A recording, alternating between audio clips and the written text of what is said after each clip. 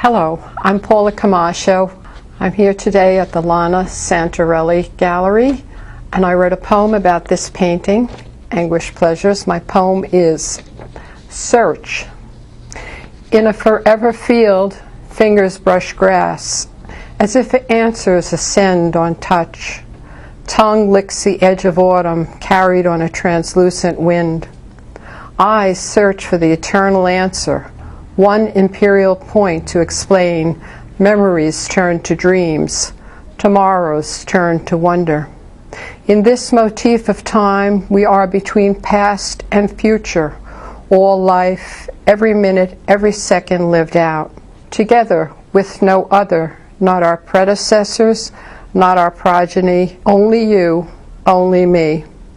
Long futures out of reach, golden yellows, bright red like a fire, already blurring the fields of a present moment. My next poem I will be reading from my book, Hidden Between Branches. It's a book about family and memories. The Kitchen in 1950. The kitchen is a large boxcar of a room at one end of a railroad flat. A wooden table, the center of the universe where food and family gather. The refrigerator stands away from the wall between table and front door like a sentinel. In summer, a window fan moves warm air around like weak moth wings, and the freezer bulges with ice cream. Back there, my brother and I make quickie pies of bread and jelly, place them in a round metal vise with handle long enough to hold over the campfire of a gas range. We eat them before we squeeze plaster of Paris into rubber molds of Donald Duck, careful to work out bubbles that could burst the small statue from the inside out like a broken heart, like the one Uncle Sonny brought home from the war.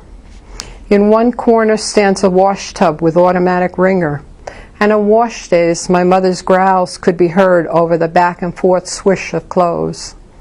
I watch to make sure the window holds her against the tug of the pulley line that spreads our clothes across a backyard full of old gossip.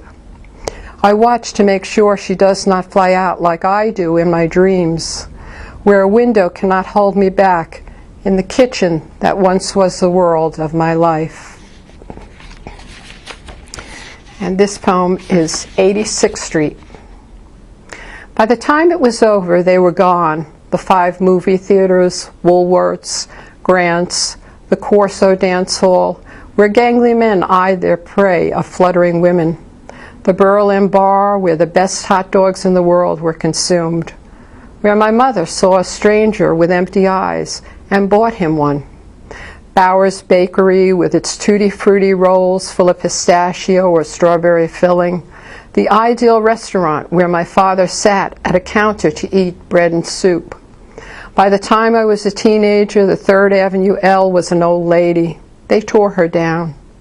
We moved to the Bronx while they renovated Manhattan. We never moved back. Once I went to find the Yorkville of my youth. It was gone, and a stranger cast my shadow. And these next 2 poems are, one is from Long Island Sounds Anthology.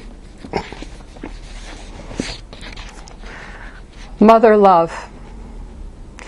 If I could, I would tie a rock around your hurt, take it to the deepest part of an ocean, watch it sink below the surface, play my role as Mother Goddess, separating disappointments from your life, as easily as I did with kisses that healed your wounds long ago.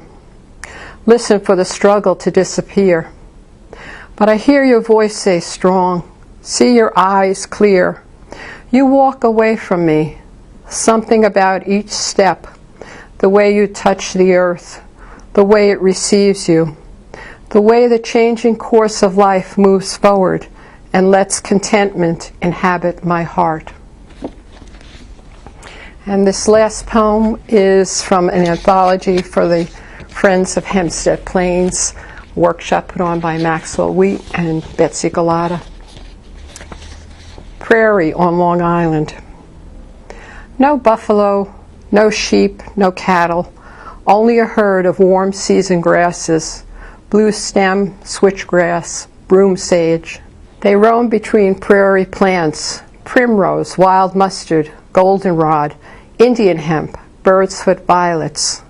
No longer collected in Indian harvest, the wild indigo preserve on Hempstead plains, their color silently contained.